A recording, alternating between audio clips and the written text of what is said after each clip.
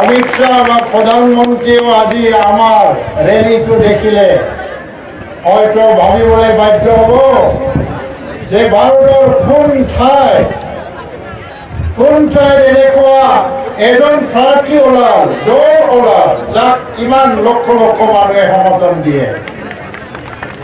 এইকাৰণে আপোনালোকক মই আজি মোৰ তৰফৰ পৰা অন্তৰৰ পৰা আকৌ মই শ্ৰদ্ধা জনাইছো।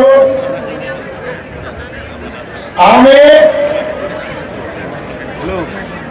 বড়ো আৰু অবড়োৰ নিৰ্বাচনক লৈ ৰাজনীতি কৰিব বিচৰা নাই,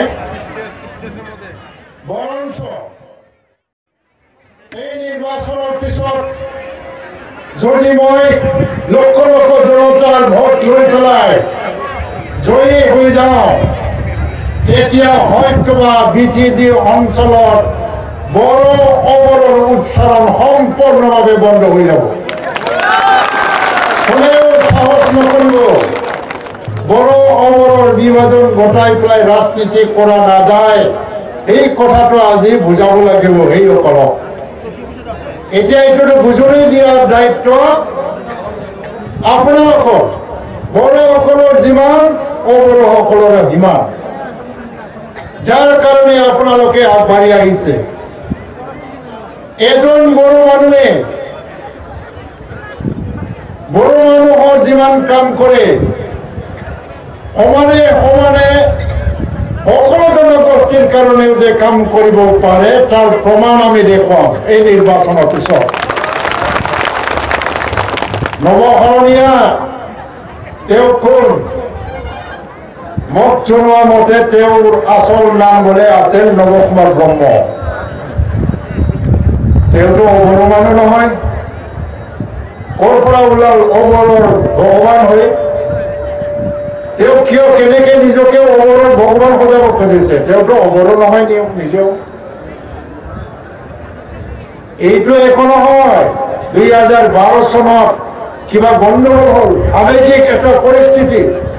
এই সময়ত এই আৱেগটো ব্যৱহাৰ কৰি পেলাই তেওঁ এবাৰ MP হ'ল, কিন্তু টেঙা আম বজাৰত বাৰে বাৰে বিক্ৰী নহয়। এইবাৰ আৰু নৱশৰণীয়াক এই সুযোগটো নিদিয়ে। BPF আৰু নৱশৰণীয়াৰ মাজত কোনো পাৰ্থক্য নাই। নৱশৰণীয়াই অবড়োত ভোট পাবৰ কাৰণে কয় যে বড়োসকলৰ বিৰুদ্ধে যুদ্ধ কৰিব লাগে, আৰু আগামাও অবড়োসকলৰ ভোট পাবৰ কাৰণে কয় নাই নাই মই যে টকালৈকে বদলেন নহয়। অবড়োৰ বিৰুদ্ধে যুদ্ধ কৰিব লাগে বুলি ক'লে অবড়োবিলাকে ভাল পাই ভোট দিয়ে, বদলেন নহয় বুলি ক'লেও অবড়োবিলাকে ভোট দিয়ে। অবড়ো মানুহবিলাক ইমানটো বুৰ্বক হৈ থকা নাই, বুৰ্বক বনাবলৈ চেষ্টা কৰিছে। আৰু যে ইমান যে বুৰ্বক হৈ থকা নাই এইটো প্ৰমাণ কৰি দেখুৱাব লাগিব। মই খেলা নাই আজি নিৰ্বাচন, মই প্ৰাৰ্থী হ'ব পাৰোঁ। এই নিৰ্বাচন কিন্তু মই খেলা নাই। কোনে খেলিছে? খেলিছে আপোনালোকে, লক্ষ লক্ষ জনসাধাৰণ ৰাইজে খেলিছে। এই নিৰ্বাচনত জিকাৰ দায়িত্ব ৰাজ্যৰ মই নহয়, মই ব্যক্তিগতভাৱে মই এজন কেণ্ডিডেট হিচাপে থিয় দিছোঁ। হাৰিলেও জিকিলেও জনগণৰ ৰাজ্যৰে হ'ব। সেইকাৰণে আজি মই জনগণৰ ৰাজ্যক এটা আহ্বান জনাব বিচাৰিছোঁ। এটা মহৎ উদ্দেশ্য ইয়াত লুকাই আছে।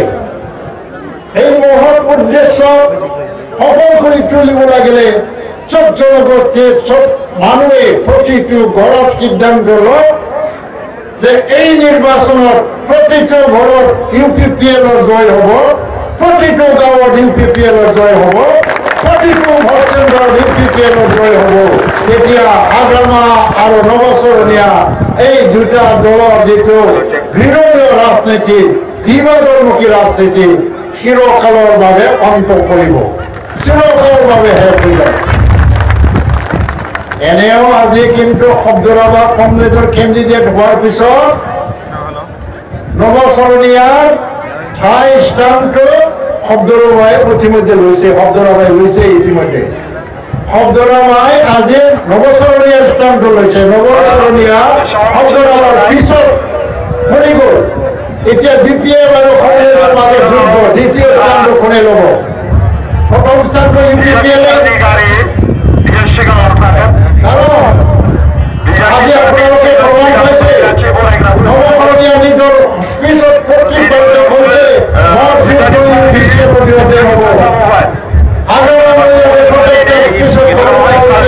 মোৰ যুদ্ধ UPPLৰ বিৰুদ্ধে হ'ব আৰু কংগ্ৰেছেও আজি কৈছে UPPLৰ লগতে যুদ্ধ কৰিব লাগিব ইতিমধ্যে এই চিন্তা দলে UPPLক বিজয়ী কৰি দিছে চিন্তা নাই যোৱাকালি তেওঁলোকৰ নমিনেশ্যন হ'ল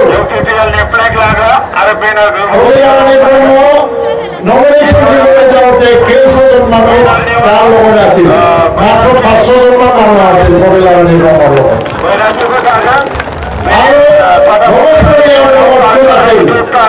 নমস্কাৰীয়াৰ লগত মাত্ৰ 1,500-2,000 মানুহ আছিল এই মানুহজনে কিন্তু 6 লাখ ভোট পাই পেলাই বিজয়ী হৈছিল যোৱাবাৰ ইলেকশ্যনত এতিয়া ক'ত হেৰাল 2,000 মান মানুহ আহিব কিন্তু আমাৰ কি হ'ল সৰ্বকালৰ ৰেকৰ্ড ভাঙি দিলো আমি অসমৰ ৰেকৰ্ড ভাঙি দিলো আমি অথচ ভাৰতবৰ্ষৰ ৰেকৰ্ড আমি ভাঙি দিম কাৰণ আমি মহৎ উদ্দেশ্য লৈ পেলাই ইলেকশ্যন খেলিম আমাক শান্তি লাগে বড় সমস্যা সমাধান কৰিব লাগে বুলি যদি আমি কৈছো ইয়াৰ অৰ্থ হ'ল যে ইয়াত যাতে অশান্তি আৰু নাথাকে শান্তি স্থায়ী হৈ যায় এইটো ভয় দেখুৱাই পেলাই ৰাজনীতি কৰা মানুহকে শান্তি বিচৰা নাই আমি বিচাৰিছো ইয়াত বসবাস কৰা মানুহে আদিবাসী নেপালী মুছলমান ৰাজবংশী আৰু নাগৰিক বঙালী চবে নিজৰ যিটো মৌলিক অধিকাৰ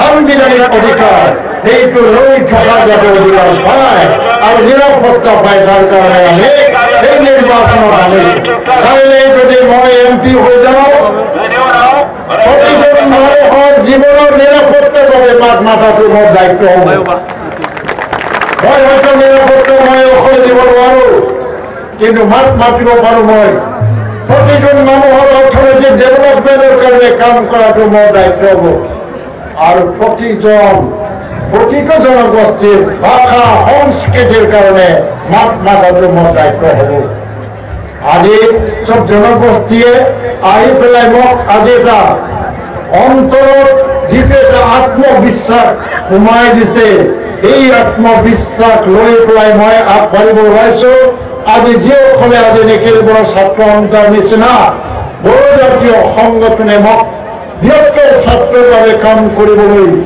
যিটো এটা দায়িত্ব অৰ্পণ কৰি পেলাই সমৰ্থন জনাইছে NDP progressive joint action committee আৰু গভৰ্ণমেণ্ট জাষ্টিছ ফৰাম UPPLৰ লগতে বিভিন্ন সংগঠন তেওঁলোকলৈ মই শ্ৰদ্ধা জ্ঞাপন কৰিছো এইসকল নেতাবিলাকৰ প্ৰতি মই কৃতজ্ঞতা মই জ্ঞাপন কৰিছো লগতে আজি আমাৰ আলোচনা AIUDFৰ লগত প্ৰায় চূড়ান্ত হ'বলৈ গৈ আছে আজি হয়তো আজি ঘোষণা হ'ব যে তেওঁলোকৰ ইয়াত কেণ্ডিডেট নাই সেইকাৰণে UPPLক সমৰ্থন দিব লাগে বুলি তেওঁলোকে আমাক এটা প্ৰতিশ্ৰুতি দিছে আৰু গোৰ্খা সম্প্ৰদায়ৰ জাতীয় সংগঠনবোৰৰ লগতো আমাৰ যোৱাকালি আলোচনা হৈ গ'ল 2 দিনৰ ভিতৰতে আমি গোৰ্খাসকলৰ আশীৰ্বাদ আৰু সমৰ্থন নিশ্চয় পাম সেইটো আমি স্পষ্ট আমি দেখিবলৈ পাইছো তেওঁলোকে আমাক প্ৰতিশ্ৰুতি দিছে আজি আমাৰ লগত অপনা চৰেন যি আদিবাসীসকলৰ জাতীয় সংগ্ৰামৰ কাৰণে নিজৰ জীৱন আজি বোলাই চেক্ৰিফাইচ কৰি কাম কৰি আহিছিল এই ডাঙৰ নেতা স্বপ্না চৰেনে কিন্তু আজি UPPLৰ ভোট সিদিনা যোগদান কৰি গোটেই আদিবাসী মানুহৰ ভোটটো UPPLৰ কাৰণে আনিবৰ কাৰণে কাম কৰি আছে আৰু আমাৰ মাধৱ চেত্ৰী আছে আদিবাসী আছে নাৰায়ণ মজুমদাৰ আছে ইউসুফ আলী আছে চতুৰ্বৰ্তী মানুহে আজি স্বতঃস্ফূৰ্তভাৱে বিনা শব্দ বিনা ছাত্ৰ আজি আমাক সহায় কৰিবলৈ আগবাঢ়ি আহিছে আমি আজি সৰ্বধৰ্ম প্ৰাৰ্থনা কৰিলো কাৰোবাক ধ্বংস কৰিবৰ কাৰণে কাৰোবাৰ বিৰুদ্ধে আমি এই প্ৰাৰ্থনা জনোৱা নাই এই প্ৰাৰ্থনা আমি জনাইছো এই নিৰ্বাচনত যাতে কোনো অঘটন নহয় অশান্তি সৃষ্টি নহয় কাৰো কোনো মানে বিপদ নাহে শান্তিপূৰ্ণভাৱে আমি যাতে এই নিৰ্বাচনটো পাৰ কৰিব পাৰোঁ। পৰিণাম যিয়ে নহওক আমাক ভাইটোৱে ঠিক কৰিব, জনসাধাৰণে ঠিক কৰিব, ভগৱান আল্লাহ আমাক সব ঠিক কৰিব, কিন্তু এই নিৰ্বাচন আমি সুক্ৰমে পাৰ হৈ যোৱাটো আমি বিচাৰোঁ।